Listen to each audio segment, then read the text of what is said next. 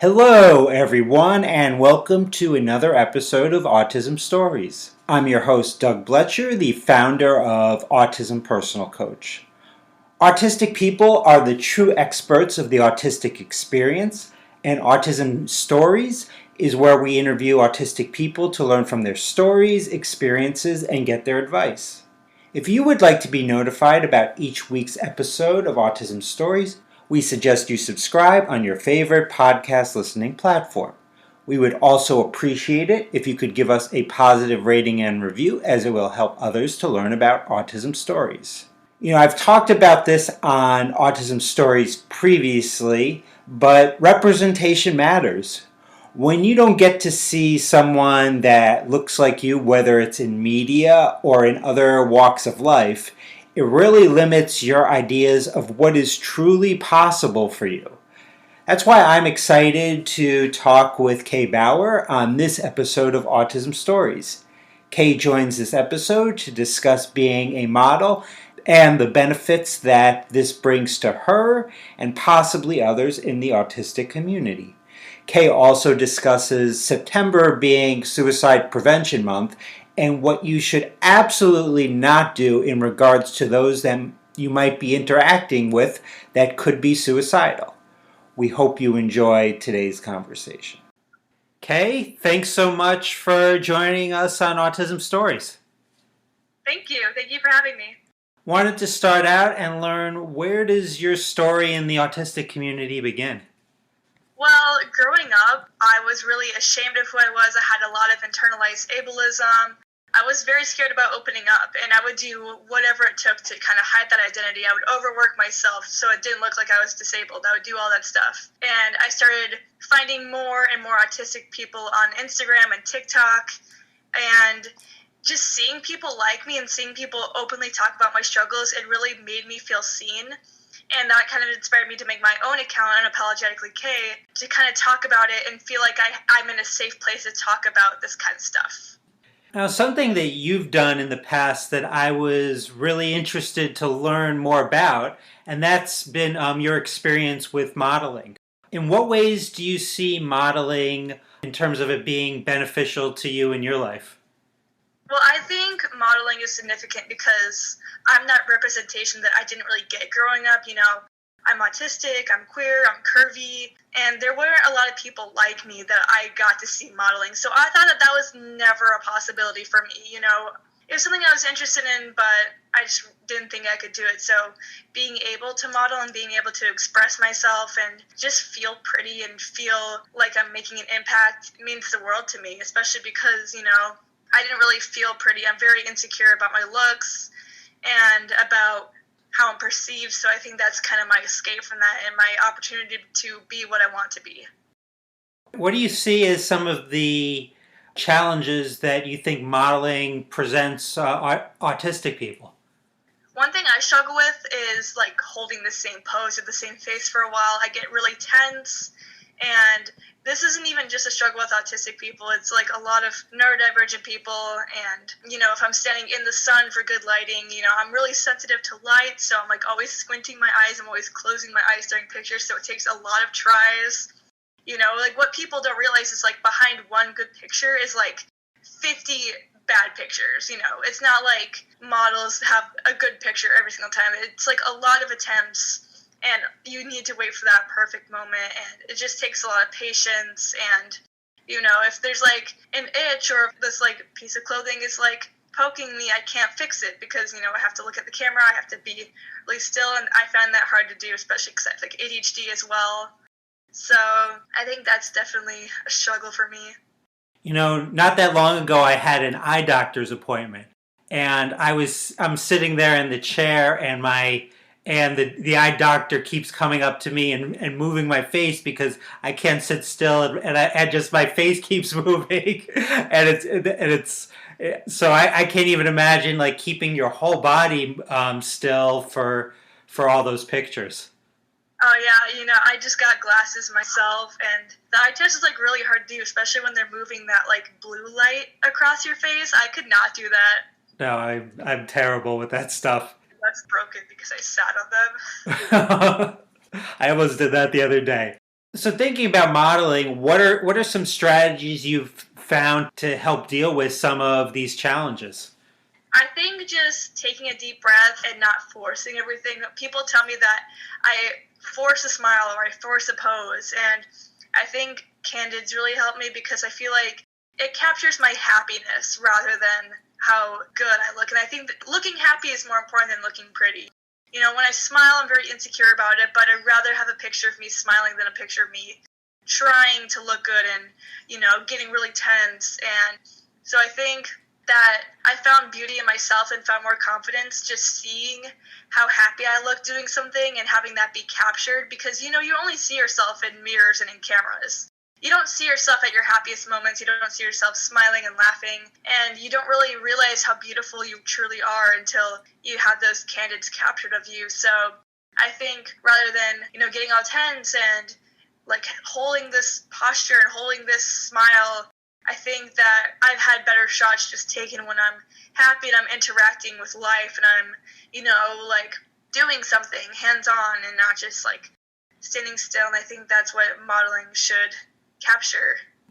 I've been thinking a lot lately about non-speaking autistics or just autistics that would prefer a job with limited verbal communication. Do you see modeling as a good opportunity for these folks, or is there maybe more verbal communication needed in modeling than I realize?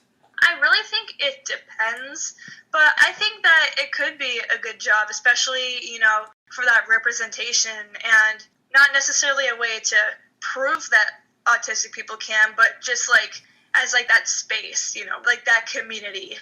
And I don't really think that a lot of verbal communication is needed to model. You just need some confidence and you don't even need confidence. You just need a photographer who sees the good in you and sees the beauty in you. Like a lot of work is done in the photographer.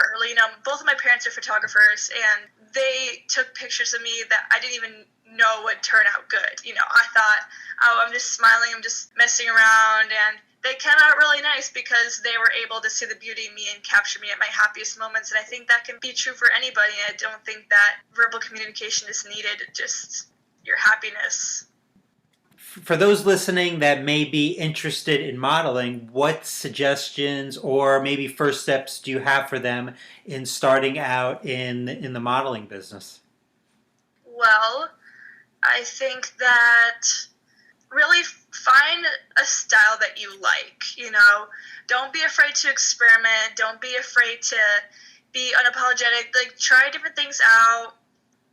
Kind of immerse yourself in that representation. Like, I started following a lot of autistic models, and that really brought a lot of confidence to me because, autistic people are portrayed very negatively in the media and in entertainment. We're always the butt of the joke, and it really brings you down. So I think that by my first step being following autistic models, engaging with autistic models, and that I see myself in them. I see like my older self in them. They're like older siblings to me in a way, people I can look up to, even if they don't even know who I am.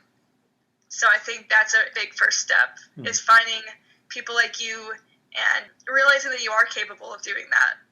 When you reached out to other autistic models, what kind of feedback did they give you? Well, I don't think I've reached out to autistic models for modeling. It's more of just like taking in their content and looking at their outfits and like letting their neurodivergence kind of guide them, like when they're stimming in a picture, when they're like expressing their neurodivergent traits. I think that's necessary, and I think that's really beautiful, and it makes me feel seen. So I think that's a really big thing for me. Something that society thinks is ugly, represented so beautifully. Absolutely. I'm curious, you mentioned earlier about the importance of the photographer. Are there some things that you look for in a photographer in determining if that photographer would be a good fit for you? Well, usually my parents photograph me, which I like because they know me inside out. They know what makes me happy, and they're able to capture those. Even when I don't feel pretty, I can be happy and feel really gross on the inside. And Even then, they take great pictures of me, and it makes me feel good about myself. And I know that feeling good about yourself goes beyond outside looks, but having someone being able to capture your happiness because on the inside they know that you're happy even when you're not expressing it, I think that's a very beautiful thing. And I think that you need that connection with the photographer, someone who knows you and knows when you're going to feel beautiful. Now, changing topics completely, September is Suicide Prevention Month. And, I saw recently you discussed this crucial issue on your social media recently. On a somewhat regular basis, I'll see suggestions or resources in terms of suicide prevention. However, I'm wondering what are things people should absolutely not do in regards to those that they may be interacting with who could possibly be suicidal? I think one thing that a lot of people don't really consider is toxic positivity. When people are like, oh, just cheer up. Oh, you're fine. You were happier earlier. Why are you upset now? Good vibes only. And I know that I used to be like that myself. I would just be like, well, just have a better mindset and you're fine. But there's such a deeper element to that where even though you want to be happy, sometimes you just can't be. And it's letting yourself not be okay and letting yourself reach out for help and processing those emotions and feeling those emotions, because I really struggle with processing emotions. And I know logically something bad can happen in my life and I'll remember it. I feel like I don't really have an emotional memory, so I'll look back and be like, well, it couldn't really have been that bad. Everything's fine. I'm happy now. And I realize that that's not really how I should live my life, and I should process those bad things and let them guide me in a way and find some healing in that. So I think that when you say good vibes only, it doesn't let you process the bad, and it doesn't let you grow from that. It doesn't let you seek the help that you need. So I think that's one thing that you should not do. And another thing is kind of comparing situations. Someone who drowns in 2 feet of water is just as good as someone who drowns in 10 feet of water. You need that air for survival. And I heard that the other day, someone said that the other day, and it really stuck with me. And, people can be like, well, I wanted the same thing and I'm fine. I don't think that really helps at all. I think that empathy is needed, and someone can be going through the same thing as you, but it can hit them a lot harder because everyone grew up differently. Everyone processes things differently. So I think those two are the main things that people miss in regards to how to address someone who might be suicidal, struggling with mental health. Now, something else from your social media that struck me is at the top, near the top of your Instagram page, you mention healing and learning about yourself through your creations. So that's certainly something so many of us need. What are the things that you've created, and what have they taught you about yourself? Well, every background that you see on my account is my own pictures. I photographed everything. And like I said, my account gives me that chance to express who I am, find out who I am. It's given me the chance to be upset without being hateful. Like I said, I struggle with processing emotions, so these are things I didn't realize that I was upset about until now. And it's just about like how I was treated and things that happen to autistic people that are unjust or inhumane. And I talk about those because I know people in the community are listening, and I know that they can relate to it. And it kind of creates that sense of community, and I'm glad that I can be part of that community. You can be upset about things that non-autistic people do without hating non-autistic people. I think that a lot of people question my account. They're like, why are you so negative? Why are you so mad at neurotypical people? And I'm really not mad at neurotypical people, but I am also allowed to express that upsetness that I feel without pointing fingers and putting blame on them. And it kind of gives the opportunity to listen to autistic people without sugarcoating anything. I know some people will take that different ways, but it's my own space where I can kind of have a voice. Also, learning through other autistic creators is like stuff that I've never thought about. Like they'll be talking about an issue or something that they go through, and I realized, hey, this happens to me too, but I didn't know that this was related to me being autistic. I thought this was like something that everybody went through. So that's kind of what I mean by learning about myself, is small details that I just completely missed that I bring back and kind of talk about, and I don't even realize how relatable it is, and it makes me feel seen, and again, it makes me feel like I have a voice. Small details can definitely go a long way. Yep. Now, beyond this interview, how can people learn about you? How can they connect with you through social media? Well, my Instagram is at unapologetically Kaye, that's spelled Kaye. That's where I'm most active. I am working on building more social media communities. I'm building a Facebook right now. I'm working on having that be more active. I'm thinking about a YouTube channel in the future. I do have a Discord server. I am thinking about starting my own podcast as well, just kind of connecting with autistic creators like me. And just seeing where it goes from there. I do have my own website. I do have my own Redbubble shop where I do have some of the designs on my Instagram for sale.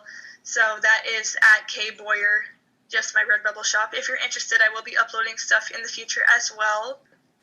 I also have a TikTok as well, at unapologetically Kaye, same as my Instagram. And just like what I did is engaging with autistic creators. That really helped me find my voice, is kind of just learning from them and following their path and admiring and appreciating the work and their labor that they put in to have their own voice and educate neurotypical people and provide resources. Well, if you ever do decide to start your own podcast, I am obsessed with podcasts, so I will definitely be listening. Thank you. I appreciate it. Well, Kaye, thanks so much for joining us today. Appreciate the conversation. Thank you so much. Thank you for having me. Thanks so much to Kaye for the conversation. To learn more about Kaye, check out the link in the podcast description of this episode. It was interesting to hear Kaye discuss her path to becoming a model. Every one of us has a different path to our dreams and desires. And Autism Personal Coach is often helping people to move down their path to get their desires filled. So if you have any unfilled desire, Autism Personal Coach is here to help you make that become a reality. So book a free call with me today to learn how we can help. A link to book the call can be found in the podcast description of this episode. I hope you enjoyed this episode of Autism Stories.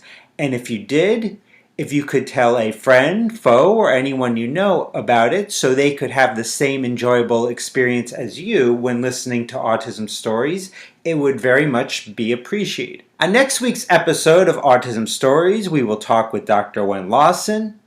Until next time, I'm Doug Bletcher of Autism Personal Coach. Talk to you then.